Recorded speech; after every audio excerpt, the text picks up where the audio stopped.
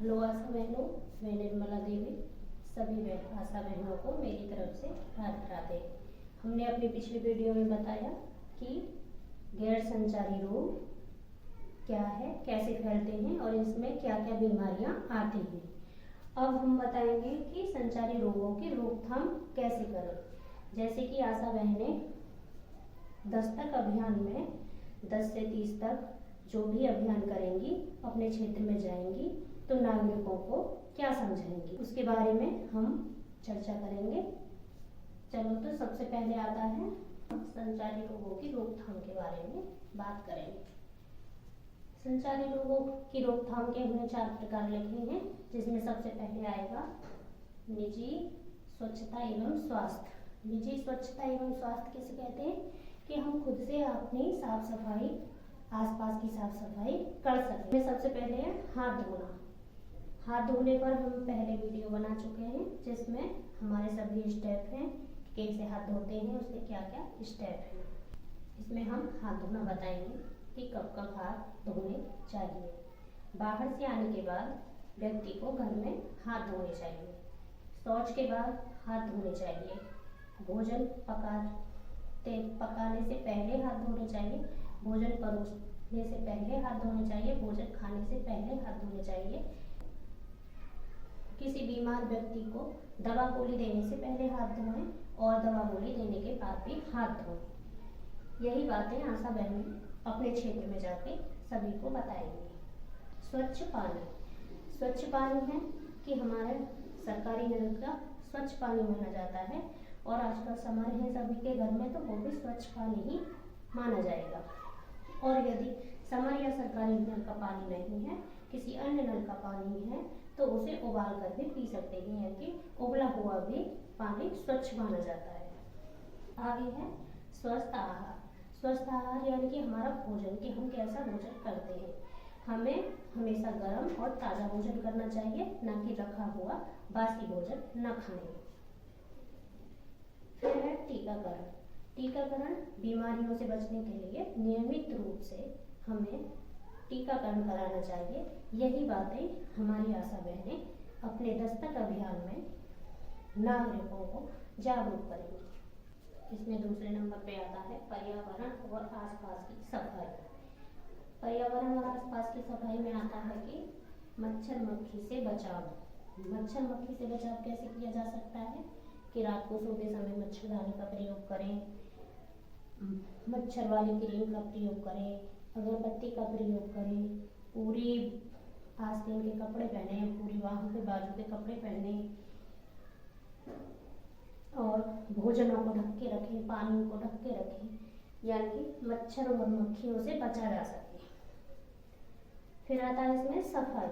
सफाई का विशेष ध्यान रखें कि घर में, रसोई में नियमित रूप से साफ सफाई रखें, ताकि मच्छर मक्खी ना पैदा हो।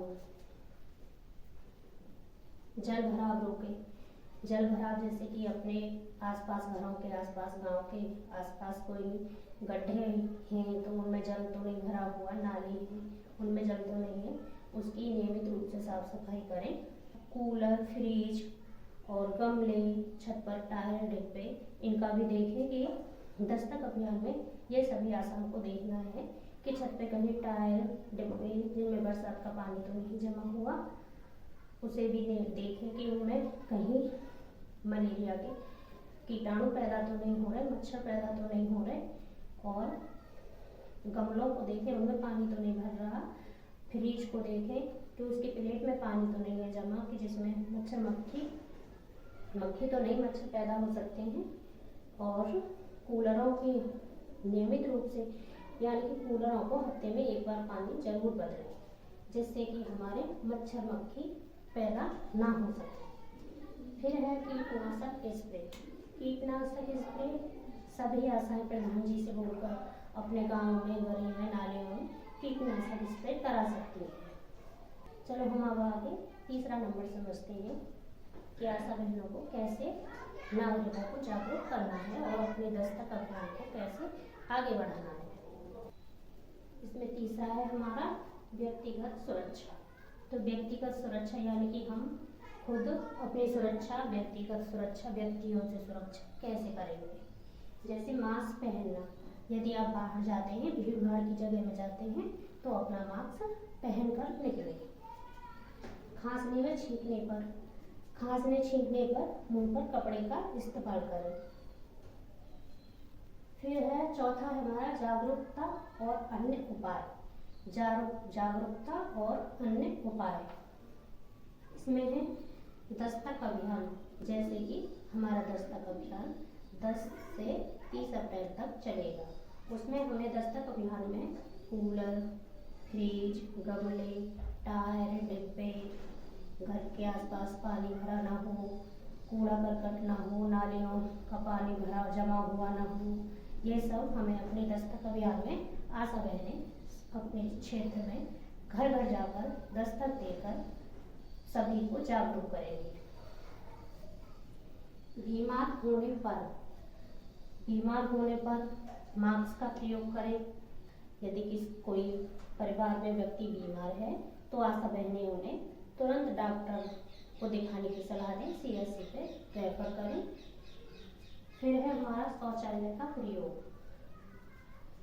हर व्यक्ति घर में अपने शौचालय का प्रयोग करे, बाहर शौच के लिए ना जाए।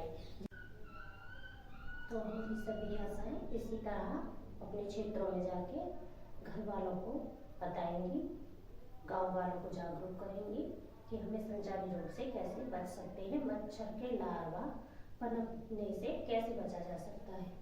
जितने मच्छरों के लार्वा पनपेंगे उतने ही मच्छर बढ़ेंगे और मलेरिया, डेंगू, चिकनगुनिया जैसी बीमारियां फैलेंगी। तो सभी को आशा बहन बताएं कि घर के फ्रिज की पीछे प्लेट होती है, उसमें पानी जमा हो जाता है, तो उसमें ध्यान से देखें कि उसमें कहीं मच्छरों के लार्वा तो नहीं पैदा हो रहे। उस प्लेट को साफ कराएं। यदि पानी है तो कूलरों को पानी को हर हफ्ते में एक बार जरूर बदलने को बोलें। गमले में पानी देखें कि छत पे गमलों में पानी तो नहीं भरा हुआ, छत पे कोई टायर या कोई डिब्बा प्लास्टिक का या लोहे का कोई भी ऐसी चीज जिसमें बारिश का पानी भर सकता है, ऐसी हर चीज पर छत पर जाकर भी निगाह डालें कि इनमें कहीं पानी तो नहीं भरा हुआ, कहीं मच्छरों के लार्वा तो पैदा नहीं हो रहे।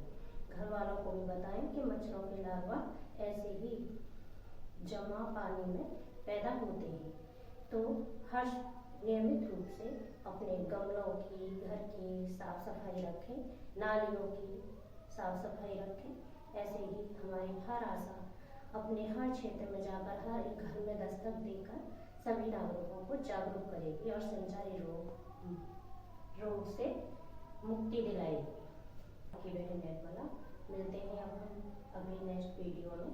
तब तक के लिए मेरी तरफ से आप सभी बहनों को राधे राधे।